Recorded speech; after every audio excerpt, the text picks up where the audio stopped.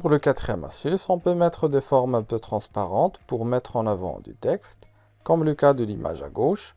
On voit le texte mis en avant, vu qu'il est mis sur un cercle noir.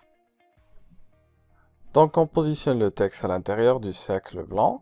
Ensuite, on rend le cercle transparent à 50% pour ne pas cacher l'image. Le cinquième astuce est de fusionner deux images transparentes avec des textures différentes pour donner vie à une image plus intéressante, comme le cas de l'image à gauche. Il y a une image d'une personne fusionnée à une autre image des montagnes, ce qui donne une nouvelle image d'une personne en montagne. On va faire pareil pour l'image à droite.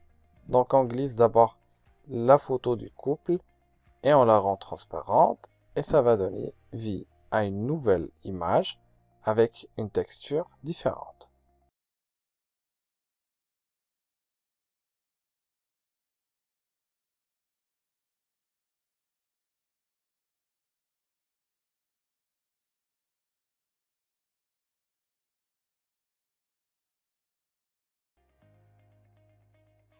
On va choisir une image avec un espace vide en haut pour mettre le texte dessus. Donc on tape City sur la barre de recherche et on choisit une image qui correspond à notre besoin.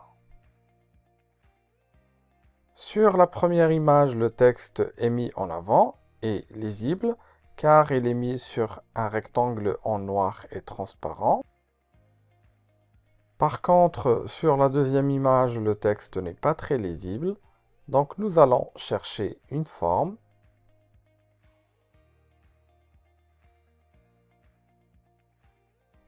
Et puis on va la rendre un peu transparente.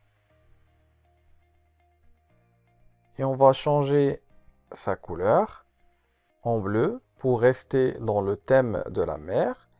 Et on met le texte dessus.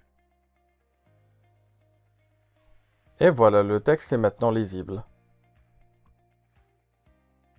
On peut utiliser des bordures pour mettre le focus sur le contenu, comme le cas de l'image à gauche.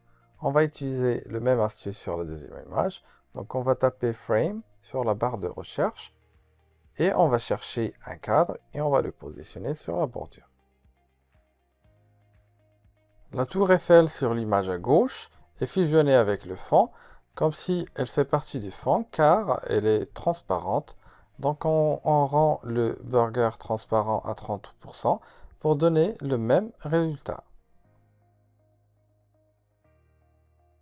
On peut renier des images pour créer des textures intéressantes, comme le cas de l'image en haut, qui a été reniée sur la partie vide, et ça donne une texture en bois assez intéressante.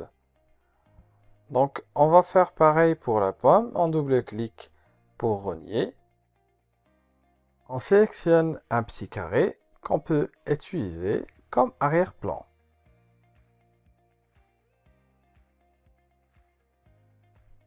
On peut augmenter la saturation d'une image pour enlever ses couleurs et puis mettre dessus une forme à moitié transparente, comme cet exemple-là. Donc sur l'image de droite, le fond est déjà saturé.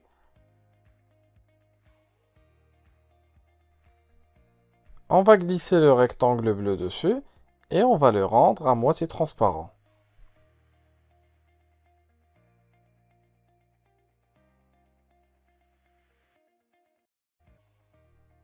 Les images un peu floues font un bon rendement avec les icônes blanches.